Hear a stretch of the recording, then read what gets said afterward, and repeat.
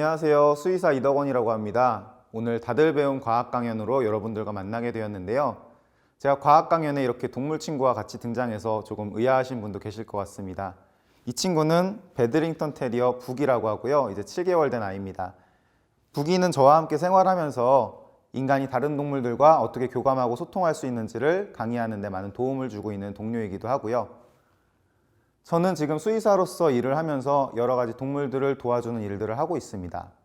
우리 인간은 다른 동물들과 교감을 맺고 서로 의사소통을 하며 같이 살아가는 동물입니다. 우리 인간이 가진 이런 능력이 어찌 보면 당연해 보이지만 우리 인류의 진화 과정에 인간의 소통 능력이 얼마나 큰 영향을 미쳤는지 오늘 한번 이야기해 드리려고 합니다. 첫 번째로 우리 인간에 대해서 한번 이야기해 보겠습니다. 자연에 있는 모든 동물들은 서로 밀접한 관계를 맺으면서 살아갑니다. 이렇게 서로 잡아먹고 잡아먹히기도 하면서, 하지만 우리 인간이 다른 동물에게 가진 감정은 그보다는 조금 더 복잡한데요. 여러분은 이렇게 위험에 처한 강아지를 보신다면 어떻게 행동하실 것 같으세요?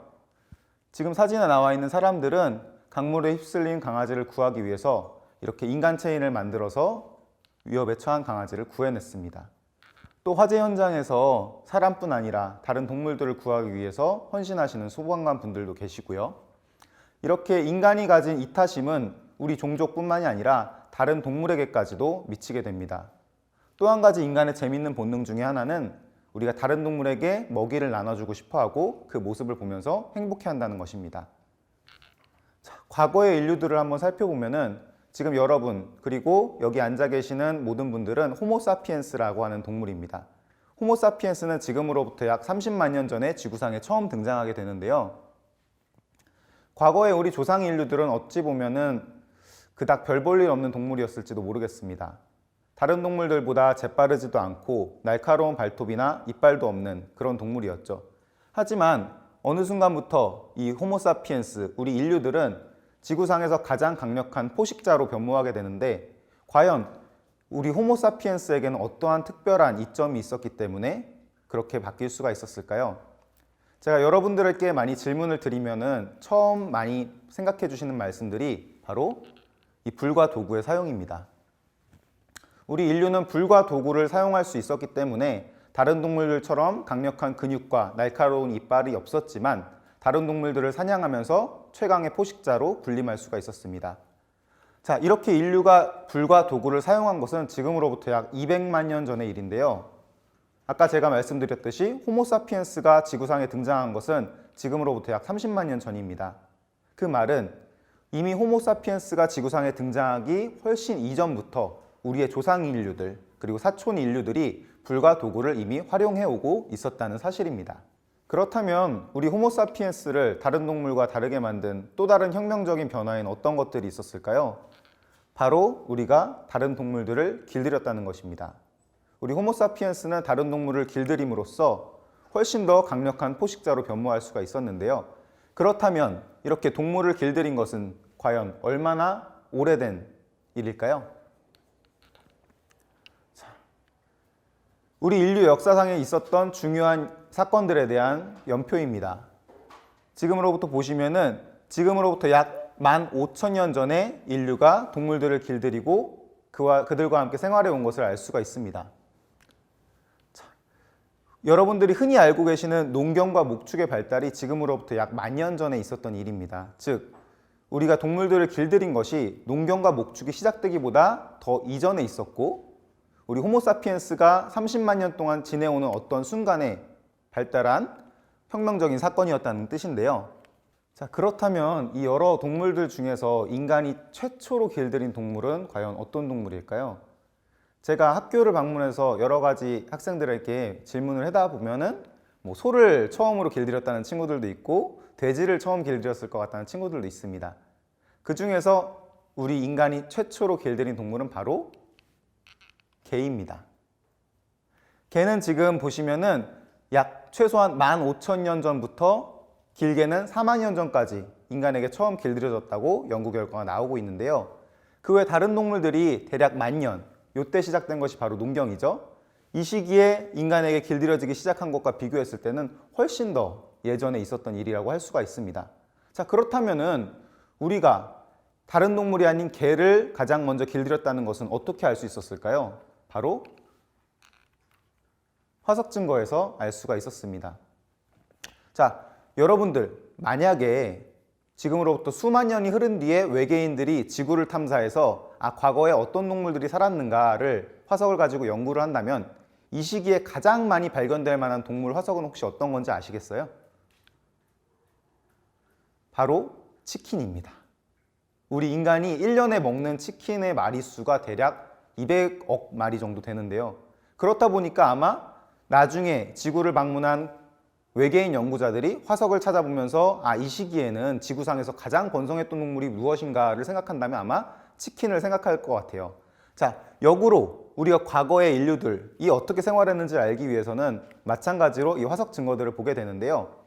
지금으로부터 대략 15,000년 전에 중동 지방에서 발견된 인간의 무덤입니다.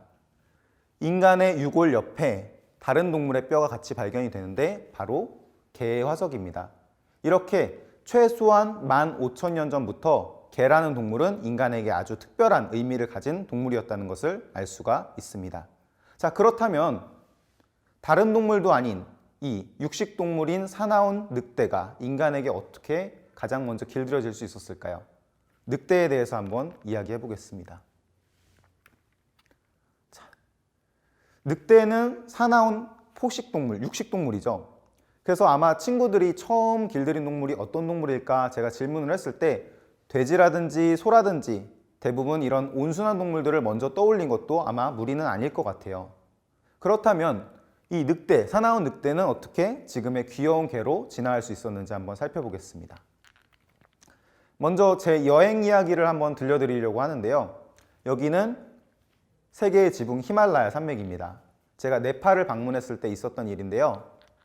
저희가 산길을 따라서 이렇게 등산을 시작을 했습니다. 그래서 일주일 동안 이 산을 오르게 되는데 중간에 보면은 저희가 등산을 하는 동안 어디선가 이렇게 강아지들이 등장을 합니다.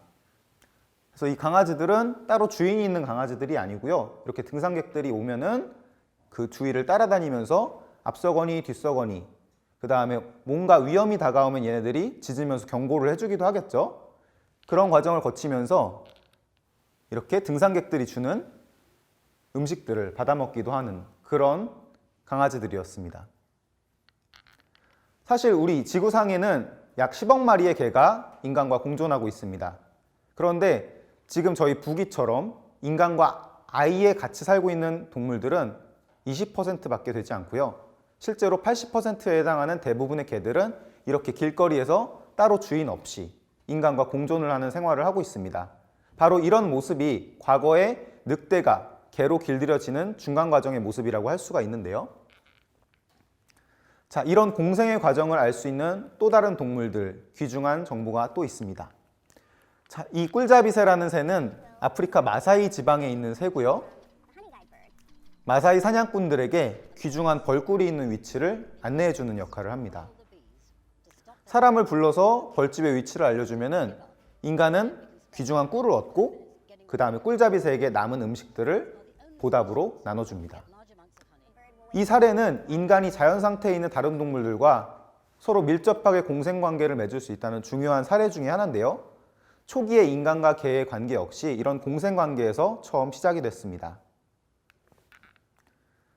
지금 보시는 지도의 이 회색 부분, 지금의 유라시아 대륙과 북아메리카 대륙에 과거에 늑대가 서식하던 지역이었습니다. 우리 호모사피엔스는 처음에 아프리카에서 기원하여서 지금으로부터 약 5만 년 전, 4만 년 전 이 시기 때 유라시아 대륙을 거쳐 전 지구로 퍼져나가게 됩니다. 그 과정에서 이 두 포식자들은 필연적으로 서로를 마주치게 되는데요. 그리고 첫눈에 그들은 서로가 아주 강력한 포식자이자 경쟁자라는 것을 깨닫게 됩니다. 사실 이 늑대라는 동물은 인간과 유사한 점이 상당히 많습니다. 이들은 대형 육식동물이면서 무리를 지어서 사냥을 하고요. 그 다음에 사냥감으로 삼는 대상 동물도 인간과 상당히 유사합니다. 둘 다 강력한 포식자였습니다. 아프리카 대륙을 벗어난 인류는 늑대를 맞닥뜨리고 인간의 조상들도 늑대처럼 사냥을 했습니다.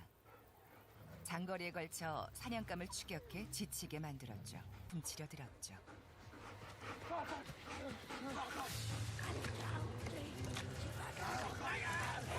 이들은 서로 사냥감을 서로 빼앗기도 하고 빼앗기기도 하면서 경쟁 관계를 구축하게 됩니다.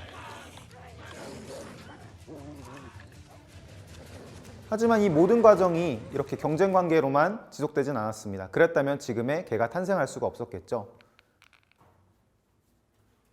이 늑대들 중에서 보다 온순하고 인간에 대한 경계심이 적었던 개체들은 인간의 생활환경 주변에서 보다 손쉽게 음식을 얻을 수 있다는 것을 깨닫게 됩니다. 그리고 인간 역시 이 늑대들을 마냥 경계하는 것이 아니라 일부 인간들은 이 늑대들에게 먹이를 나눠주는 사람들이 있었습니다. 그리고 그 과정에서 이렇게 늑대가 우리 생활환경 주변에 서식하는 것이 단순히 우리에게 해가 되는 것이 아니라 상당한 이점을 제공해 줄 수 있다는 것도 깨닫게 됩니다. 바로 히말라야 개가 했던 것처럼 이 늑대들은 인간에게 다가오는 위험한 동물들의 존재를 미리 경고할 수도 있었고요. 마치 꿀잡이새가 했던 것처럼 인간에게 중요한 먹잇감들이 있는 것들도 미리 알려줄 수가 있었습니다. 이런 과정을 거쳐서 점차 가까워지게 된 이 두 포식자들은 이전까지는 없었던 아주 강력한 동맹을 결성하게 되는데요. 이 두 동물의 동맹은 생태계에 커다란 충격을 가져오게 됩니다. 지구상에서 가장 뛰어난 탐지 능력을 가진 동물과 가장 뛰어난 원거리 살상 능력을 가진 두 동물의 연합은 이전에 있었던 여러 다양한 포식자들과의 경쟁에서 이 두 동맹의 우위를 가져오게 되었고요. 실제로 호모사피엔스가 아프리카를 벗어나 유라시아 대륙 그리고 전 지구상으로 퍼져나가는 과정에서 수많은 다른 동물들을 경쟁에서 도태시키고 멸종시키게 됩니다. 여러분들 알고 계시는 유라시아 대륙에 서식하던 사자, 그 다음에 동굴곰, 그 다음에 유라시아 대륙에 서식했던 하이에나들이 바로 이 시기에 모두 멸종하게 되는데요. 이 시기에 멸종한 동물은 이런 대형 포유동물뿐만이 아니었습니다. 여러분들은 아마 네안데르탈인에 대해서 들어보셨을 텐데요. 이쪽에 있는 두개골이 바로 우리 호모사피엔스, 그리고 이쪽에 있는 두개골이 네안데르탈인의 두개골입니다. 아까 제가 보여드렸던 인류의 역사 과정, 사실은 조금 오류가 있는데요. 그 이유는 바로 우리가 알고 있는 호모 에렉투스, 네안데르탈인, 그리고 호모 데니소바 이런 사촌 인류들이 사실은 최근까지도 우리 호모사피엔스와 지구상에서 공존했기 때문입니다. 자, 그리고 이런 사촌 인류들은 우리 호모사피엔스가 아프리카를 벗어나 그들의 영역으로 침입했을 때 마치 황소개구리가 우리 토종개구리들을 밀어낸 것처럼 그들을 밀어내고 멸종하는 과정이 일어나는데요. 바로 이 과정에서 중요한 역할을 했던 것이 바로 인간과 개의 동맹이었습니다. 그래서 팻 시프먼 교수는 우리 인간과 개의 동맹이 다른 포식동물과의 경쟁에서 얼마나 큰 역할을 했고 그들을 멸종시키고 현재까지 살아남은 유일한 인류가 호모사피엔스인 이유에 대해서 설명해주고 있는데요. 실제로 인간과 개가 서로 협력을 해서 사냥을 했을 때 사냥 성공률이 50% 이상 증가한다는 연구 결과도 있습니다. 이렇게 인간과 개의 동맹은 기존의 포식자들과의 경쟁에서 우리에게 커다란 이점을 주고 그들과의 경쟁에서 호모사피엔스가 최종적으로 승리하는 데 결정적인 역할을 했습니다. 제 이야기가 지금 약간 역사 시간처럼 느껴질 수 있는데요. 그렇다면 과연 인간과 개가 처음으로 동맹을 맺고 길들여지게 된 과정은 어떠한 방식으로 이루어졌는지 그에 대한 연구 결과를 한번 살펴보도록 하겠습니다. 자, 러시아의 과학자들은 우리 인간에게 다른 동물들이 길들여지는 과정을 밝혀내기 위해서 대담한 실험을 준비를 합니다. 여러분들이 알고 계시는 생물학에 사용되는 동물들 어떤 동물이 있을까요? 아마 초파리라든지 예쁜 꼬마선충, 쥐 이런 동물들을 주로 떠올리실 텐데요. 이 러시아의 과학자들은 여우를 길들이는 과정을 통해 가지고 그 과정에서 동물들은 어떠한 유전적인, 진화적인 변화를 거치는지에 대해서 알아보는 실험을 계획합니다.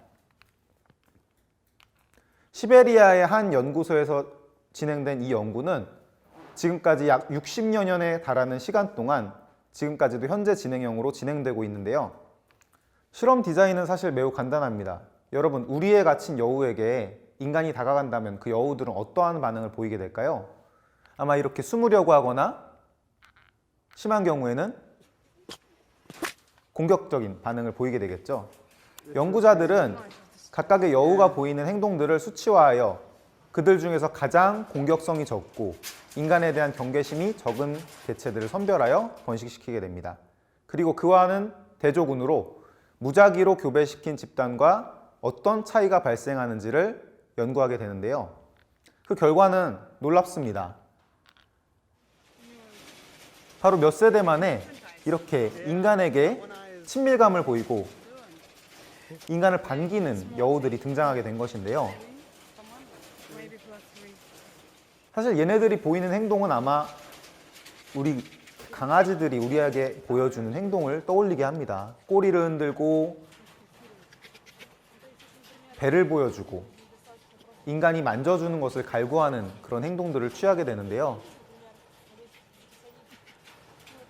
놀랍게도 초기 집단에서 이러한 여우들이 나타나는 때는 불과 10세대도 걸리지 않았습니다.